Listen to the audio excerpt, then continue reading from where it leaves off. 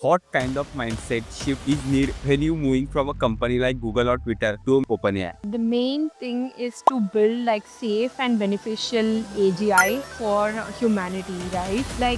If you look into Google, it's like more about scaling products. So every team with an OpenAI, they work towards that end goal. Like at least when I interviewed at OpenAI, it was not like a DSA problem. It was more of a coding problem that I would solve in my day to day. If you look at like when I interviewed at Google, obviously they went into graphs and trees, and I interviewed like a lot of companies. Like I interviewed at PayPal and like other companies which used to even ask.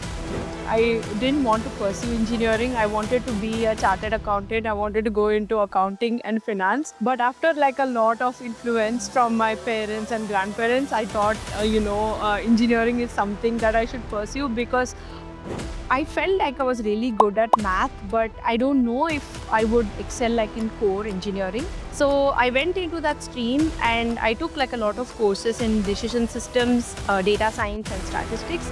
So that was my first introduction to the data world. And when I first joined, I didn't get a data engineer role immediately, right? So I was like an intern, like if you have like some experience in India, at least like from my experience, I feel like that is not translated to the US. So they don't consider that a lot. You need to have like certified like US experience for you to at least job hop. When I moved from Twitter to Google, I did that because, the scale of data is much higher than Twitter at that time. And I went into YouTube. So I was with the and to be really honest, like when I first got like my internship, I applied at least like 300 jobs. So I used to maintain like an Excel sheet or like a Google spreadsheet. I used to list down all the company names and then I used to say, okay, which of the roles did I apply, right? And did I get an interview or not? Or did I pass? One of the other reasons, I again made a switch from Google to OpenAI is I thought this is the right time to be in the field of AI. What's one myth about working in Silicon Valley that freshers in India should know? So it's a very hard like grind culture. That's what I would like to call it. It's very fast paced. You always hustle. There is like no. So when I passed out, so I completed my master's in 2015, right? So at that time we didn't have like ChatGPT. When I first like joined Twitter, I actually moved from Charlotte to Silicon Valley and I used to commute to my office in the train. So at that time, like I was just like sitting in the train and folks used to do lead code in their mobile phone. Do recruiters at Google or OpenAI really check LinkedIn profile before interview? Yeah, for sure. They check. At least like for me, I think I was reached out like from LinkedIn and then the conversation went into the email. But Can freshers crack interview at Google, Twitter or X or OpenAI without a master's degree?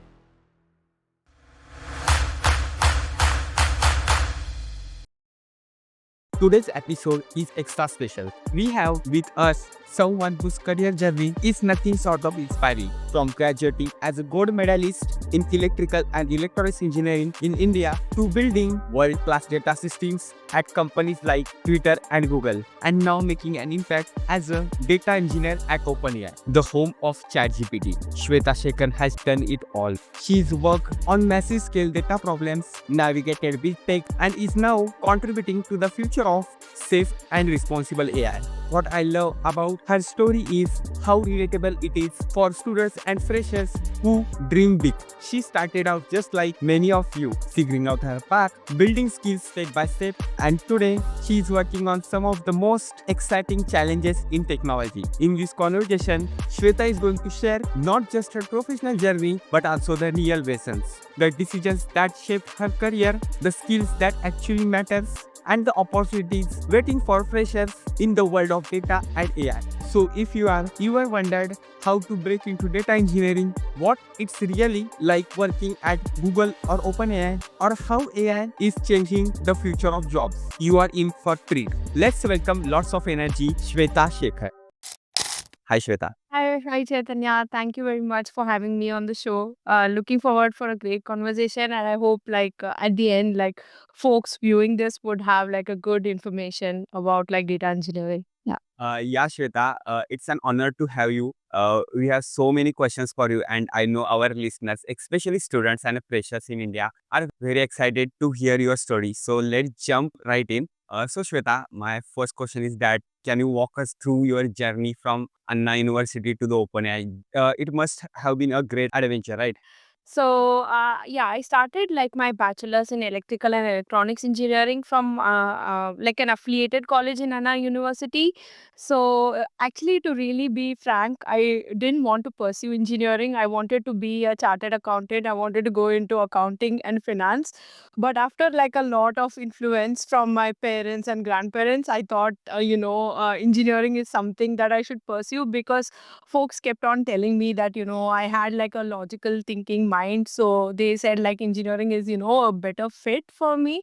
So that's the reason I chose electrical and electronics. And as you know, like in electrical and electronics is one of the hardest like in the engineering streams. So I just took that like because I saw like a few subjects like control systems and signal processing, like which had like a lot of math, and I thought it would be really interesting. So yeah, that's when I started my engineering journey. And then it's been like a long time, so I'm going to keep it a little bit like short so that like folks are not like bored with my story. But yeah, after that, I went on like to pursue my master's in information systems. So the reason why I little bit like went from electrical to information systems is I felt like I was really good at math, but I don't know if I would excel like in core engineering. And as you know, like engineers are supposed to be very good like in solving problems. It doesn't mean like they need to be like an electrical engineer. They could be any engineer because you're just like creating solutions for the problems, like basically figuring it out and so on. So I went into that stream and I took like a lot of courses in decision systems, data science, and statistics. So that was my first introduction to the data world. And I really enjoyed those subjects. So that is something I thought I should pursue in my career as well. And when I first joined like a startup called Avid Exchange, I didn't get a data engineer role immediately, right? So I was like an intern in like as a software engineer in test. And then I kept like talking to my manager and said like I had a lot of interest in data and BI, and maybe I should move towards that role. So my manager was really very supportive, helped me find role within the company itself, like according to my passion. So that was my first foot into the industry as a data engineer.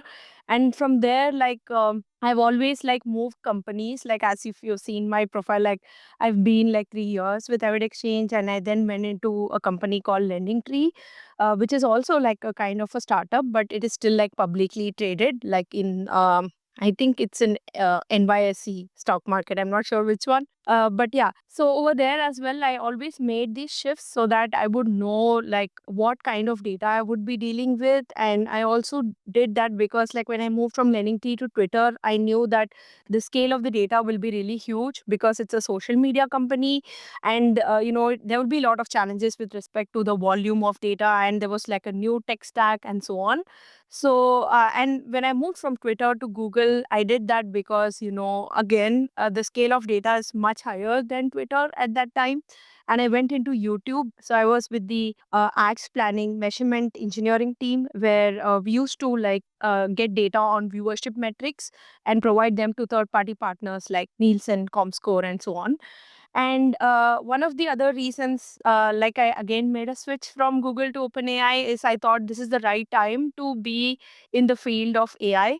Even though like I was not like fully at in AI at Google, I thought like at OpenAI I would be more closer to where the industry is heading. And I also had a little bit experience in trust and safety at Twitter, so I thought I could like translate my experience into my new role.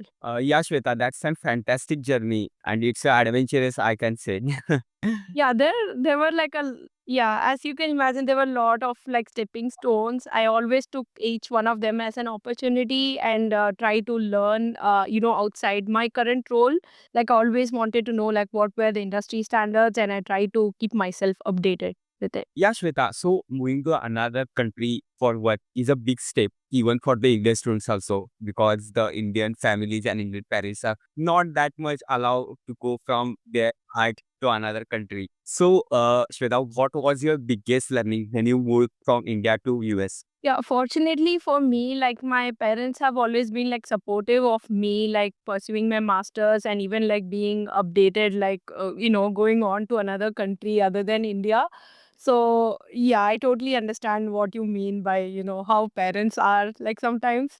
But, so some of the learnings like moving from India to the US is in India, like the typical classroom sometimes I feel asking questions is not generally like it's frowned upon, right? Like if you ask like a lot of questions, the teacher like they get annoyed sometimes. Like that's been like my experience. But in the US I feel like it's very important to be curious. They actually have a very big culture shift where they encourage asking a lot of questions. They really want you to be uh, going down to the weed of things and figuring out like the solutions. So they really encourage that kind of attitude. And the second big thing is like when I moved to the US, I was not very great in networking or like in, being, I was like a very socially awkward person. Like I wouldn't even like go into these networking events that used to happen in the college, like after my, the classes. So, but I feel like in the States, the networking plays a very huge role. You meet like a lot of new people, and actually those open the doors like for a lot of opportunities. And a few other things is like if you look into India, like a lot of the practical sessions, right? They are sometimes like always like within what is in the book. But in the US, I felt like the practical sessions covered something which is outside the book. Like it wouldn't be like directly from your textbook. It is something that you should explore out of your curiosity. But yeah, those are like some cultural shifts. It's not like something is good or bad, but it's just like it's a culture shock immediately when you move to the US and you experience those kind of things. But otherwise, like some of the great things is like when I moved to the US, there is actually like a lot of like Indian community in the university that I studied. So there was also like a Indian like student board. So in case like you have like any issues like culturally you're not able to adapt, this board used to help you like solve these kind of issues that come up. They used to guide you like where to stay like within the campus, or do you want to like stay outside, how do you commute to the groceries like to get your Indian food. They did like a lot of the work like helping like folks from India to be like very connected with each other so that you don't feel homesick, right? The other thing like when you move to the US is like you really miss your family, and you also miss the number of people that you interact with because your friend circle immediately like becomes smaller. So yeah, those have been like my experience so far. Yeah, Shweta, it seems like you have made some really smart choices in your life. So, Shweta, looking back, which one decision in your career changed everything for you? Um, I would probably say like I always like keep job hopping. I think that's the term that they refer to. Like I don't settle down in one job. I always feel that once I get like comfortable in a certain role, I always seek to explore like outside or even within the company. I want to do like something like different. So I think that decision has always helped me like evolve as a person. And yeah, I think that is one of my decisions that has helped me grow in my career. So, how's your culture in your college regarding the C? As you said about the practical thing, the practical things are more going on, and the out of the book, it's completely okay. So, do you feel that that help us a lot you for building your presence and the skills? Yeah, for sure. So in each, like for example, if you take like a certain like course, right? Like one of the things that I did was decision systems.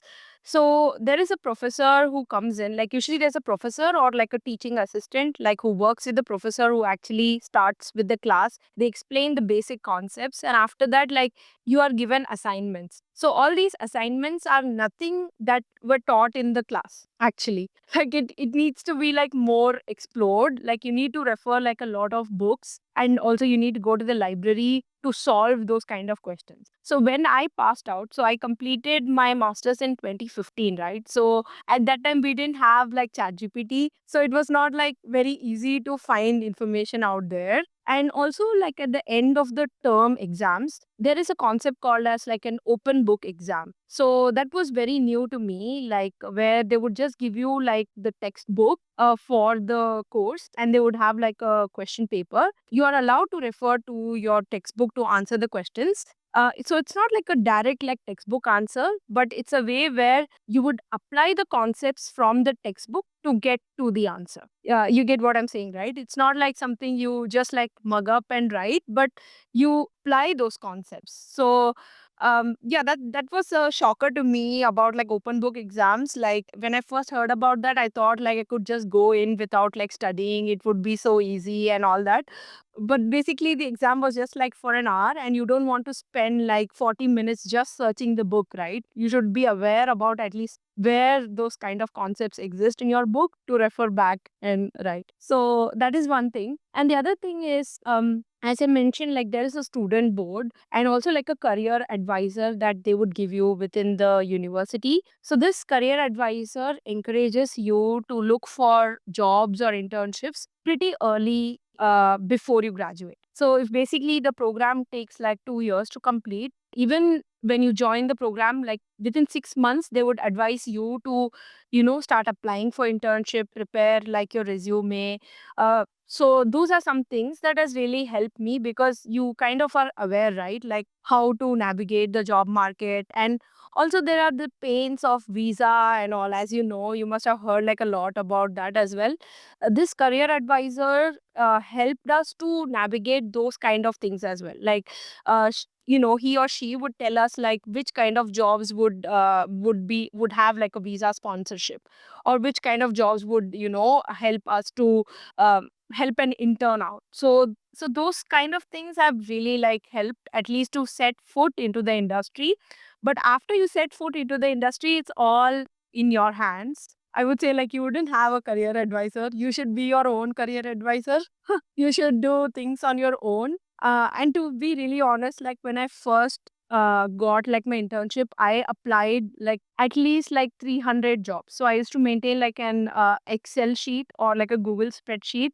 I used to list down all the company names, and then I used to say, okay, which of the roles did I apply, right? And did I get an interview or not? Or did I pass or not? And I used to maintain this sheet like really religiously. So it's really like sometimes like when you come to a new place in the US, they value the experience in the US a lot. So what I mean by that is like if you have like some experience in India, I at least like from my experience, I feel like that is not translated to the US. So they don't consider that a lot. You need to have like certified like US experience for you to at least job hop. So let's take an example. If just someone is working in a Google India Bangalore branch, and if he or she shifting to the Silicon Valley Google branch, that experience, if that will be match or not? Oh, okay. So that is different, right? Like, so what I mean is like if you work like somewhere, say you're working in like TCS or Infosys or Wipro, right? So they don't consider that a lot. So if you move within the company, that's fine. Like I know like a lot of folks, they move within Infosys, they move within Google, they move within like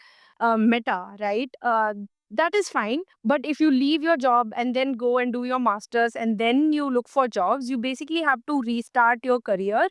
And at least like from my experience, I feel they don't value the experience. They basically look at like after graduation, did you have like an internship experience or not, right?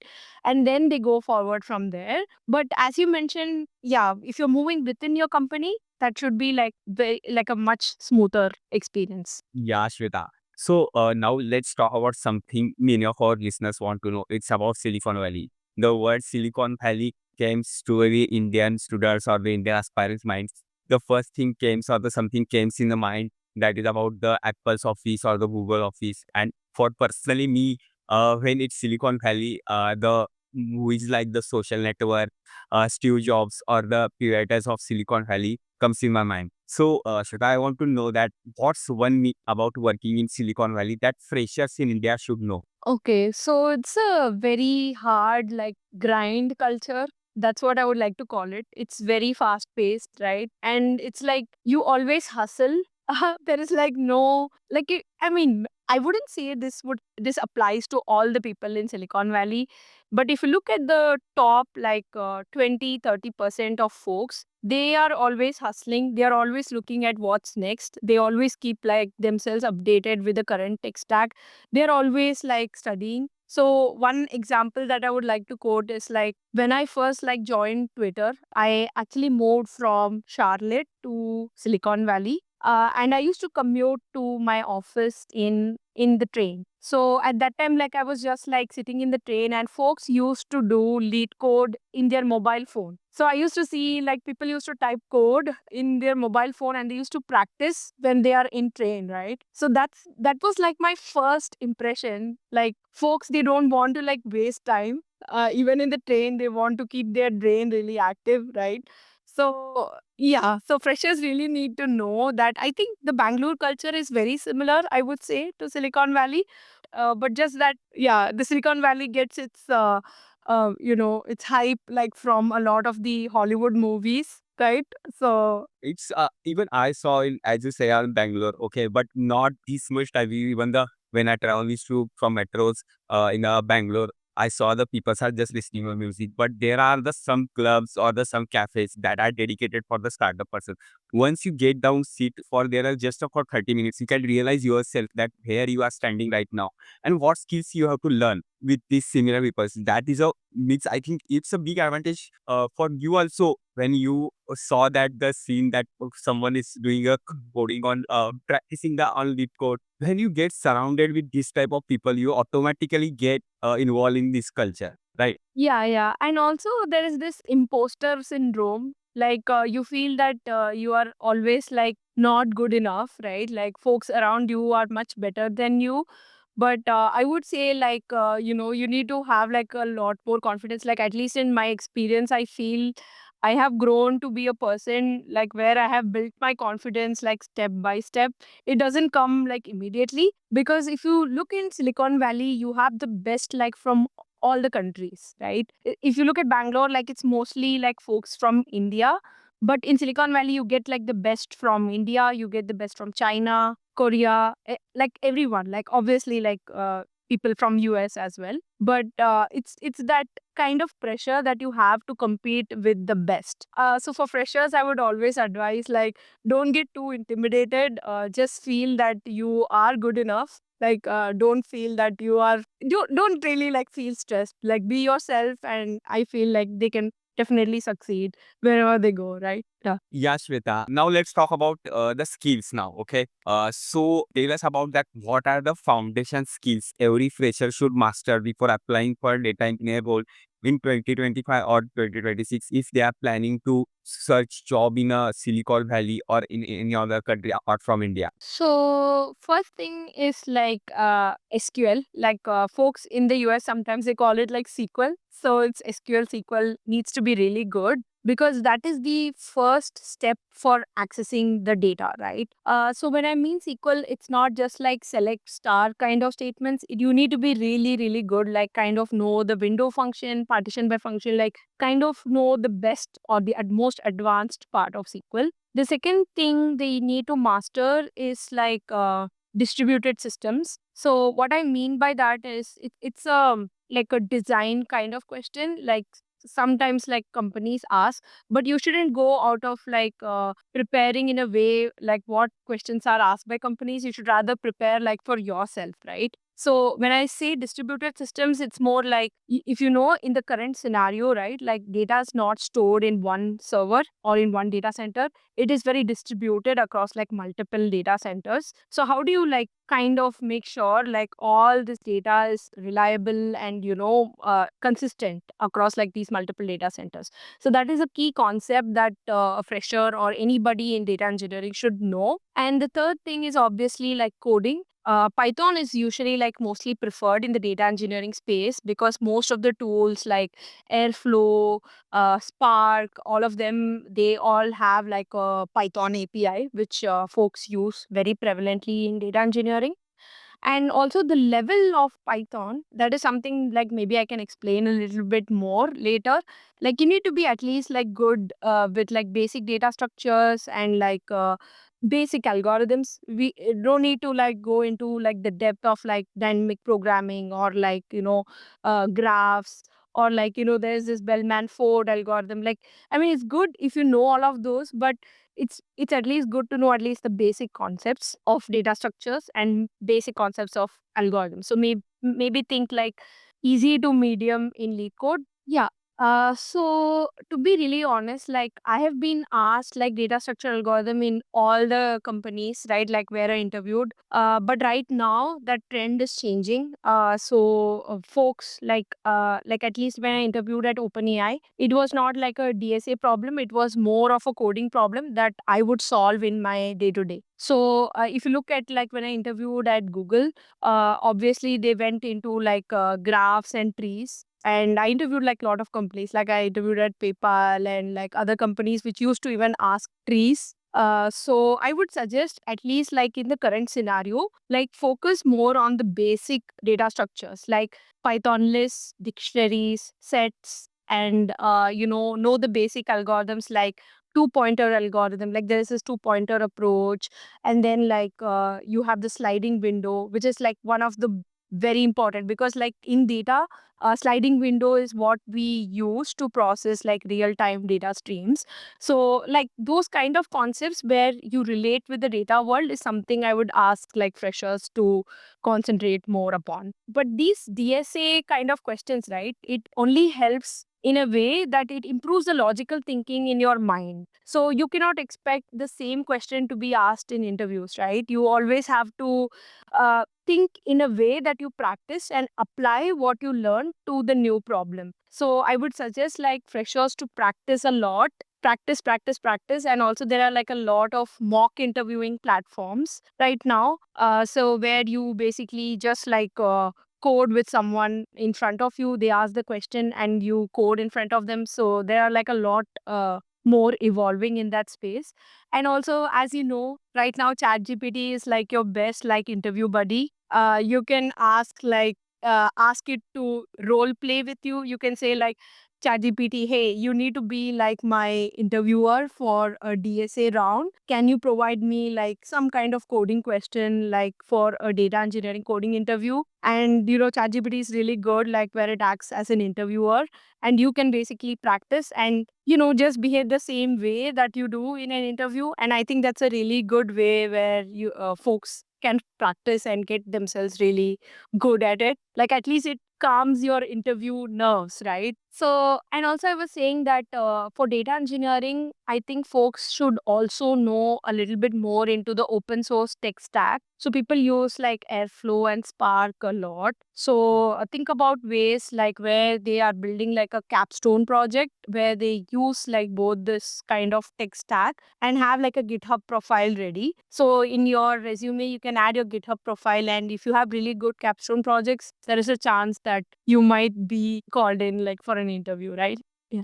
Yeah, Shweta, and as you advise us about the skills, what about higher education? Many people or the many student thinks a master's degree is must. Can freshers crack interview at Google, Twitter, or X or OpenAI without a master's degree? So yeah, this is a very like tricky question. So it depends upon like what role you are going into. So if you're looking into data engineering, I feel you may not need a master's degree. You can directly like apply for roles from your bachelor, and there is a lot of prospect. Like as I mentioned, like it's not like a lot to prepare, right? Like you can do it yourself. But if you look for roles like research engineer or like research scientist or like ML engineer, right? There are companies like Google and OpenAI, they specifically ask like for PhD or for like experience where you have like a research paper published in NeurIPS or like ICML. Like there are like a lot of top conferences. So it depends upon like the role, I would say. But for a majority of the basic like software engineering and data engineering roles, I would say like a master's degree is like not really required. And the second thing I would say is right now, as you might have heard in the news, a lot of the global companies, they are opening up like a tech hub in India.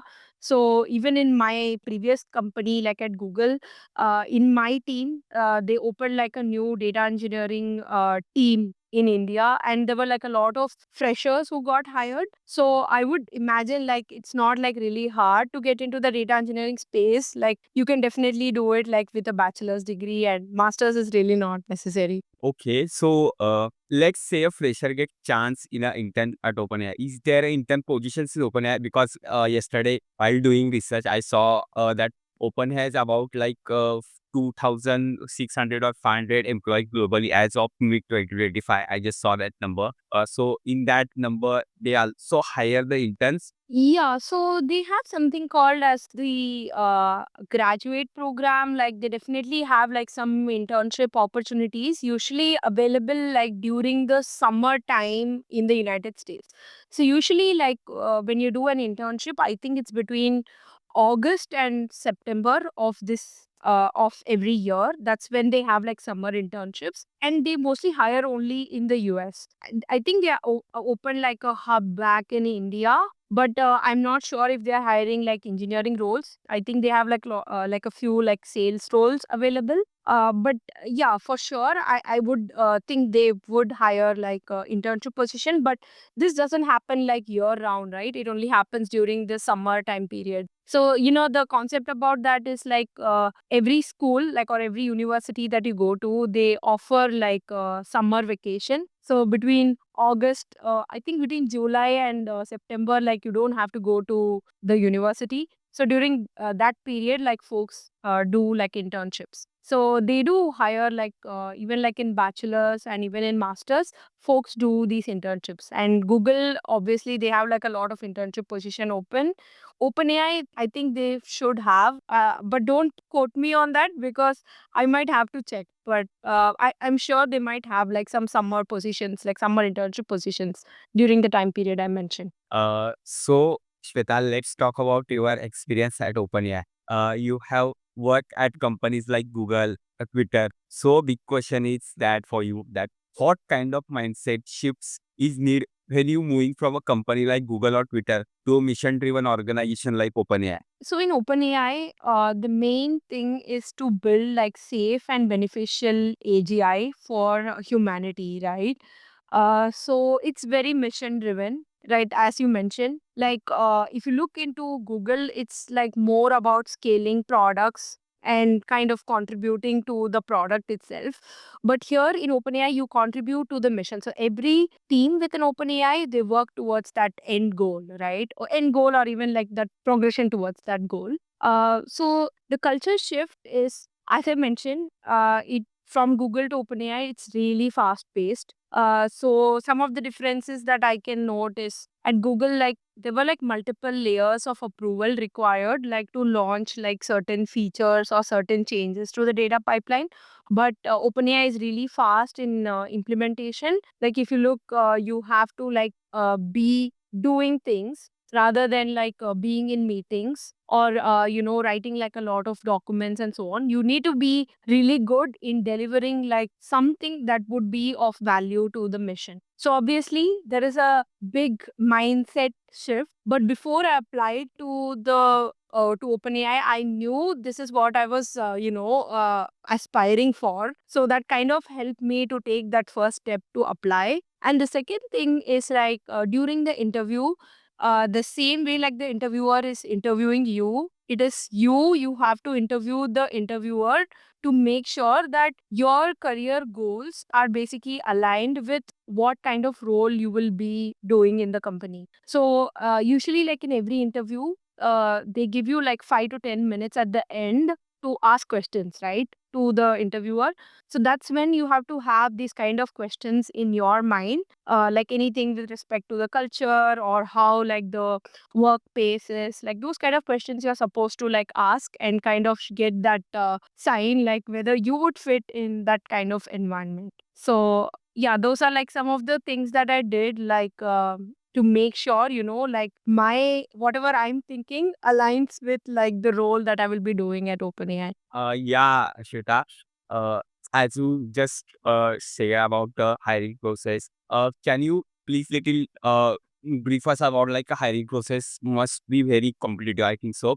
So how competitive is the hiring process at the companies like you're working at OpenAI compared to other big tech firms? What another experience you go through like while doing the OpenAI's interview?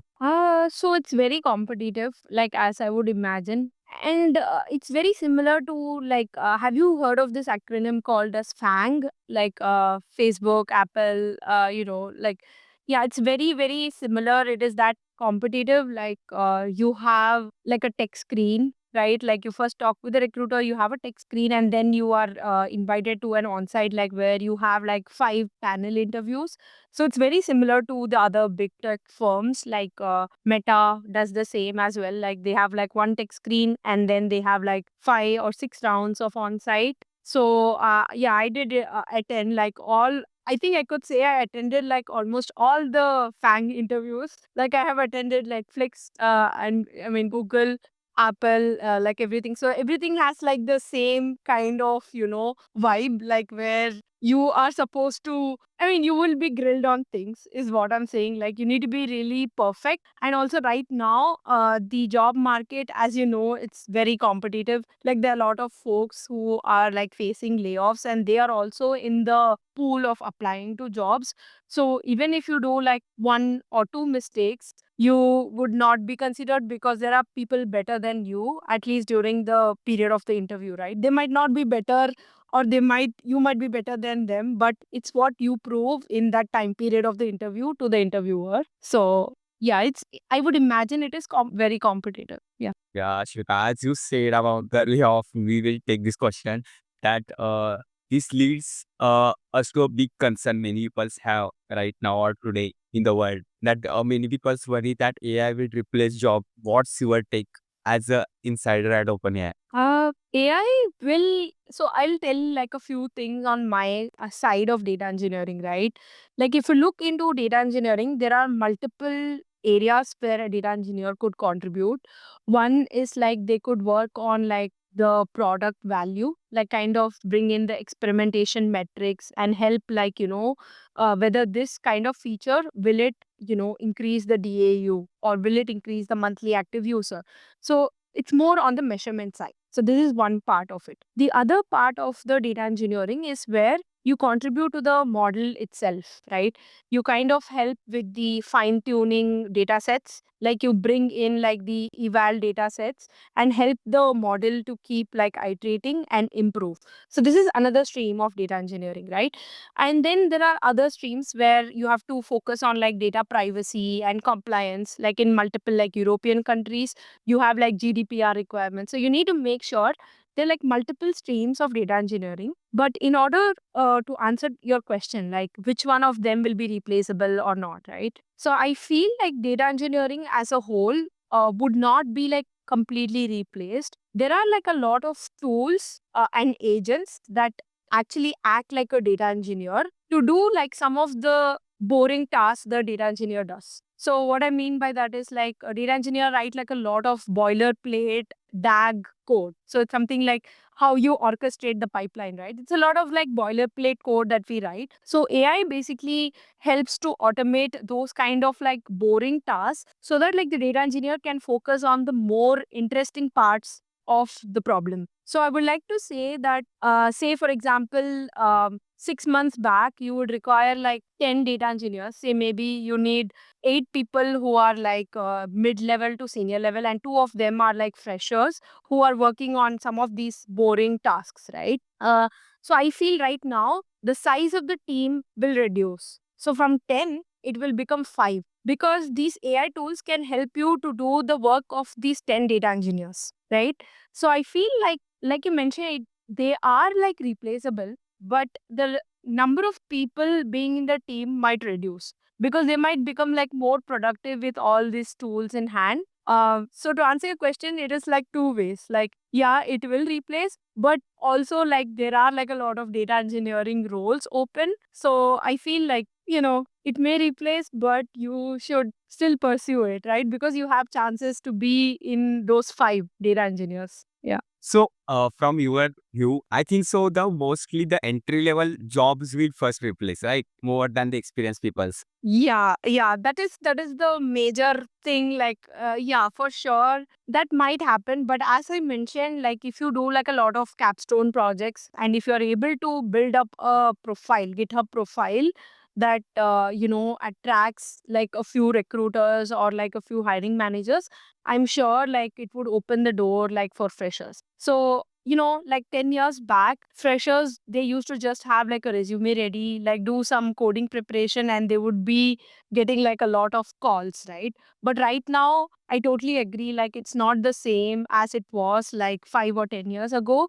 Things have changed, and freshers also have to adapt to these new ways in order to get jobs. Yeah. Shweta, recently or in a last month, I saw some of the X posts, okay, on the X platform. There is a lot of talk about the AI regulations and safety. The people are doing comments and some of the doing putting the tweets. Shweta, how do you see the role of data engineers in making AI safe? Yeah, so I'm in OpenAI in the safety systems team. So there is like a lot of things like which can be done like for AI safety. So as I mentioned earlier, we used to train these models on huge text information like from the internet, right?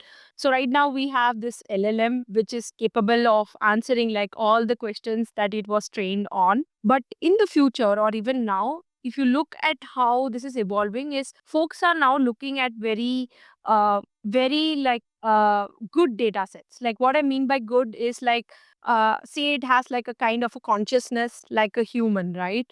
So folks do something called as like reinforced learning with human feedback. So what I mean by that is they get this data, they scrub out like the PII information, and then they send it to human labelers who basically say if this particular prompt is safe or unsafe. And then again, the model learns saying that, okay, certain things are unsafe. So I'll have to, say like, say I'm not going to answer this question. So though that is like an evolving loop that is already being done like by most of the companies, right? Like it's an iterative process. But on top of that, like if you look at different countries, they have their own regulations. So for example, Europe has its own regulations like GDPR, right?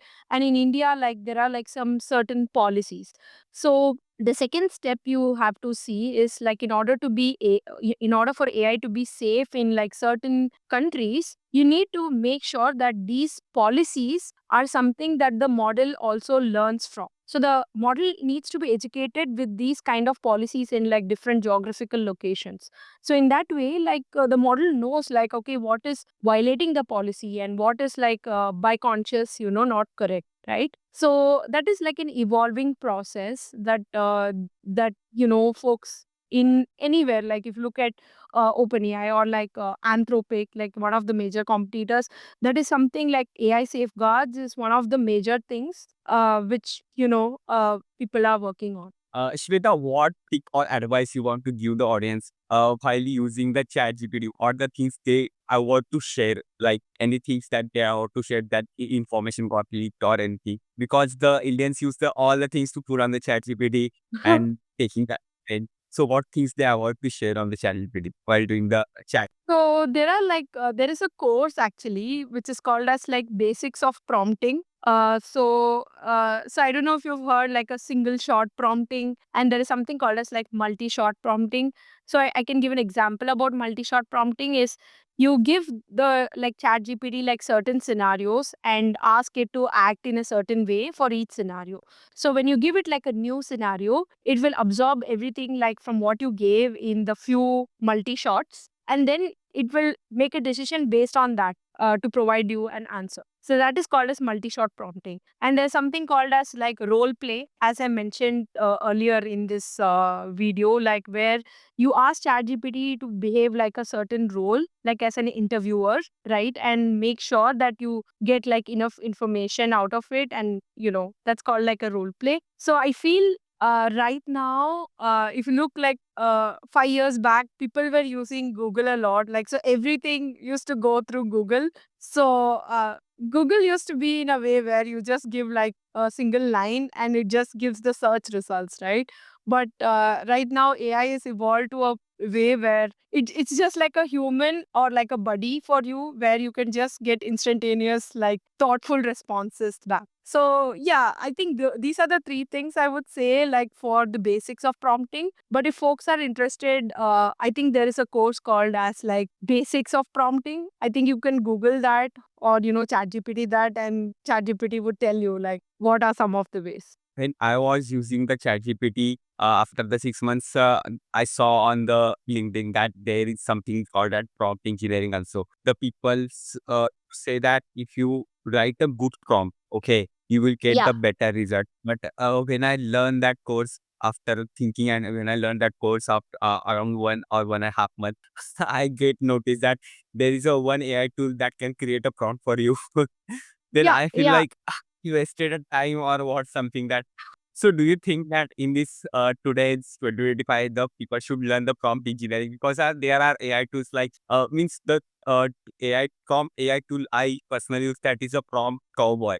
Okay, it will give you the standard prompt, a reasoning prompt, even though deep research prompt. Well, if you write the text on that, even though the video generating prompt. So what do you think about that? I think prompt engineering is really like not necessary.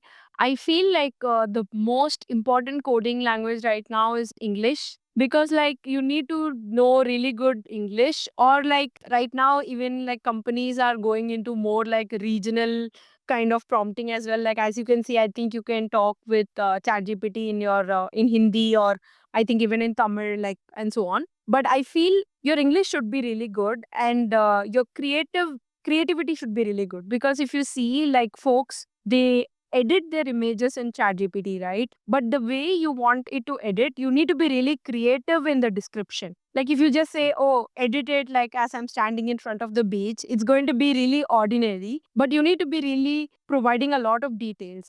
Oh, it's a sunny day and I have like a blue sky, and I have like the waves at the behind me. So you need to be really descriptive for it to give you a very good result back. But yeah, I don't think prompt engineering is necessary. Like as I mentioned, like those three tips that I said, like just do multi-shot prompting or even like do role play. I think those should work pretty much good and really improve your English vocabulary. And I think that is enough. Yeah. Uh, Shweta, a quick and personal question for you, that do you personally use ChatGPT in your day-to-day work? Oh yeah, of course, of course. I do use it like for a lot of things. Like say for example, I want to write something in PySpark, right?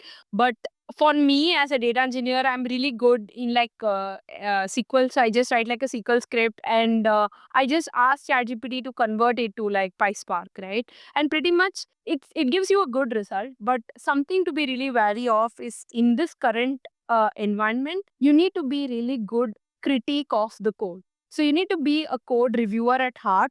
So what I mean by that is the code that it produces, it might not be 100% correct, but you should be the one who looks at it like at a tester kind of eye and identify those mistakes and fix it. So it gives you a boilerplate code, and it's up to like the individual to make changes to it, because something is wrong. So yeah, definitely I do use like ChatGPT a lot in my work. Yeah, Shweta, and can you tell us about the culture of the OpenAI's working culture? I can say, the as the videos we saw about the Google office or the face Meta office. So is like that same type of offices of OpenAI and the same type of culture? Yeah, so the culture is really fast paced, and there people are really helpful too. Like if you ask like questions, they are really ready to chip in and provide the answers immediately. So the culture is really like amazing. And also like there is like at Google you have like breakfast, lunch and dinner, and I think it's very similar with OpenAI as well. Like most of the big tech companies in Silicon Valley,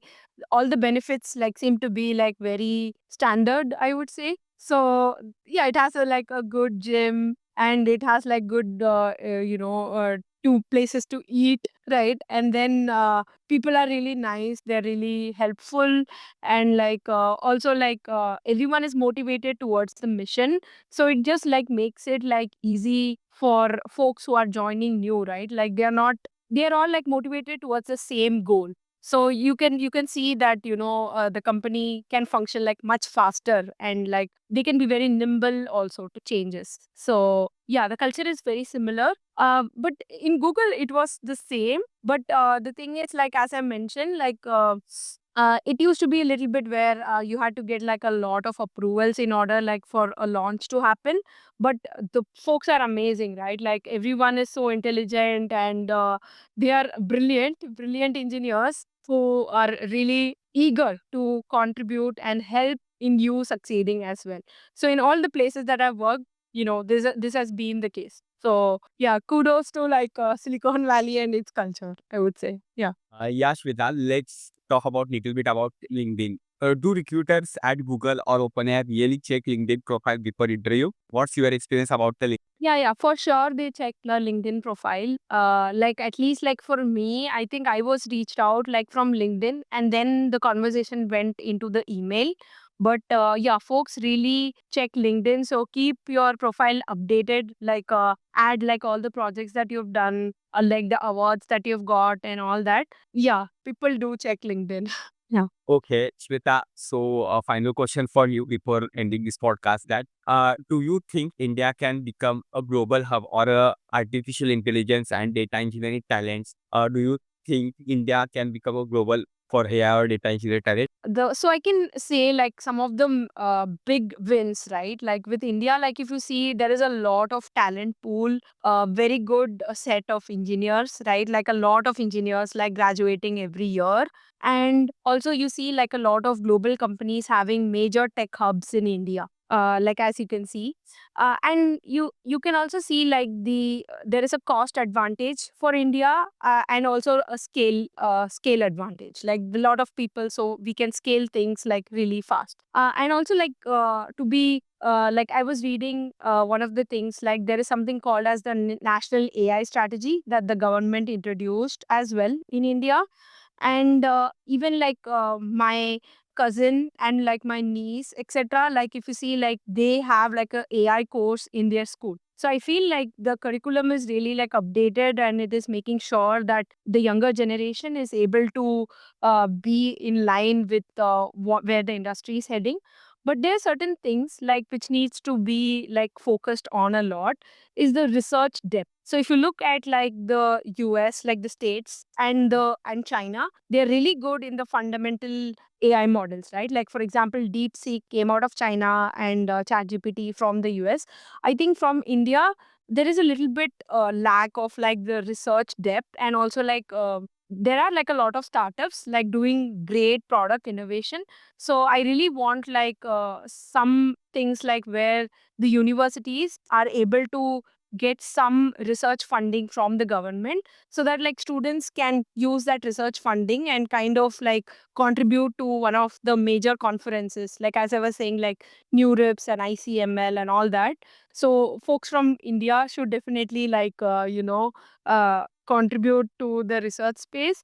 And I feel if that also ticks along with all the other things that I mentioned, we have like a great chance to be a global hub in AI. Yeah, Shweta, this has been such an amazing conversation.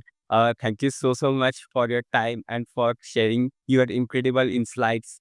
This has been a very valuable and inspiring episode for all of us, because you are the first guest of OpenAI.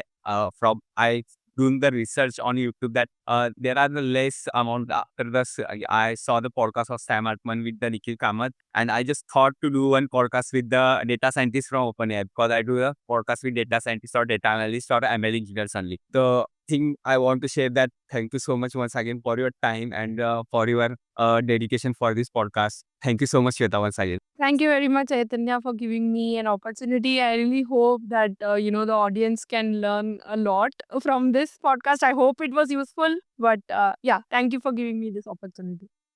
I hope you like this podcast. Please let me know in the comment which guests you would like to see on the podcast and any specific topics you would like us to discuss with them. I will try to bring those guests and ask your questions so you will get more helpful information. Before you go, share this episode with someone. It might really help because one conversation can change person's life and give them idea and new direction. And don't forget to like this video and subscribe to my channel. See you in next video.